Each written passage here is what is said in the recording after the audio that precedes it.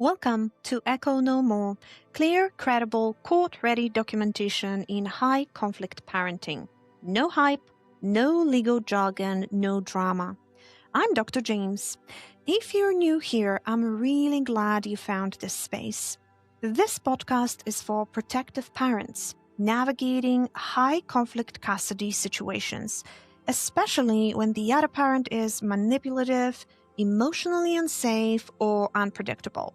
I'm not a lawyer, and this podcast isn't legal advice. What I am is a parent who has lived through this system, and someone whose attorneys over and over again told me the same thing. Your documentation is excellent. They told me it made their job easier.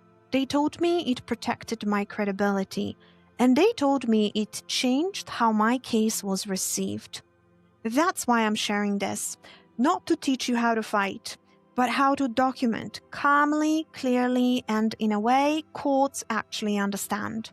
This is parent to parent, calm, grounded, and focused on protecting your child without losing yourself.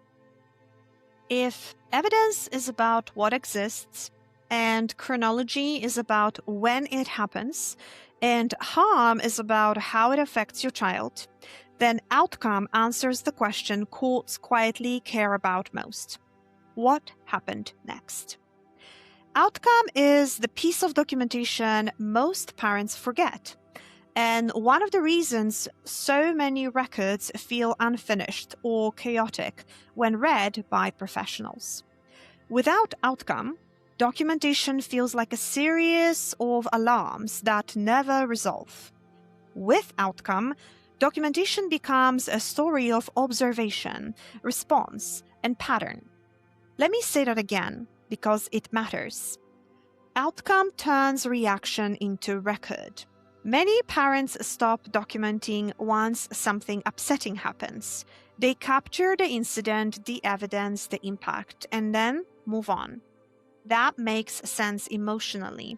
But courts don't just want to know what went wrong. They want to know, did this resolve? Did it repeat?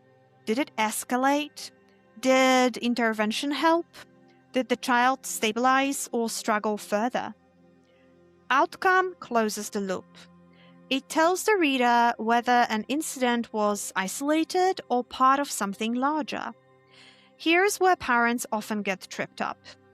They think outcome means winning, consequences, justice, accountability. Outcome does not mean that. Outcome simply means what followed. Sometimes the outcome is boring. Sometimes the outcome is no change. Sometimes the outcome is the behavior repeated. And sometimes the outcome is support was provided and the child stabilized. All of those are valid. Outcome is not about proving effectiveness. It's about documenting reality over time. This is where many parents accidentally undermine themselves by trying to end entries with meaning. They want closure. They want the record to say, and therefore this was wrong. But documentation doesn't need moral conclusions. It needs continuity. When outcome is missing, courts are left wondering, did this matter? Was this resolved? Is this ongoing? When outcome is present, those questions answer themselves. Outcome also protects you from over-documenting. Once you get into the habit of closing the loop, you realize you don't need to write as much. You don't need to re-explain earlier incidents. You can simply note, this behavior continued. This behavior stopped. This intervention helped. This issue escalated. Those simple statements are incredibly powerful, especially when they appear consistently over time. Another reason outcome matters is that it demonstrates reasonableness. When you document outcome, you show that you are observing, responding, adjusting, not fixating on conflict. Courts look very closely at whether a parent can move forward. Outcome shows movement, even when the situation itself is stagnant. There's something else important here, especially for trauma-exposed parents. Outcome gives your nervous system permission to stop. Without outcome, your mind keeps looping. What happened? What if it happens again? What does this mean?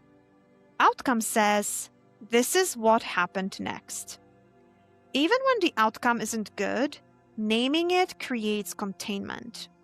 It tells your brain the event has been recorded, not just felt. I also want to address a fear many parents carry. What if the outcome makes it look like I did nothing? Outcome is not about proving you acted perfectly. It's about showing you acted appropriately. Sometimes the appropriate outcome is monitored, noted, no immediate action taken. That's not neglect, that's restraint. And restraint reads as maturity and stability in court. Outcome also helps professionals. Attorneys, GALs, evaluators, they all need to understand not just what happened, but how situations evolve. Outcome allows them to step into your timeline without needing you to narrate it verbally. That's why my attorneys consistently praised my documentation, not because it was dramatic, but because it was complete. Evidence, chronology, harm, outcome. Echo. Every loop closed, nothing left hanging, nothing exaggerated, nothing forced. And over time, those closed loops formed patterns that were impossible to ignore. Outcome is where documentation becomes sustainable. It keeps you from reliving events endlessly. It keeps your records usable, and it keeps your credibility intact. Before we close, I want to remind you of something important. You don't need to document everything, you don't need to be perfect, and you don't need to convince anyone with emotion. Calm documentation is power. If this episode helped you, you will find a full structured system in my guide, Clear, Credible, Court Ready. It's designed to support, not replace, your attorney. And if you want help turning everything you're documenting into something organized and usable, you can visit www.economocoaching.org to download my guide on how to create a clear, court-ready documentation binder. Take what helps, leave what doesn't, and most of all, take care of yourself. I'll see you next week.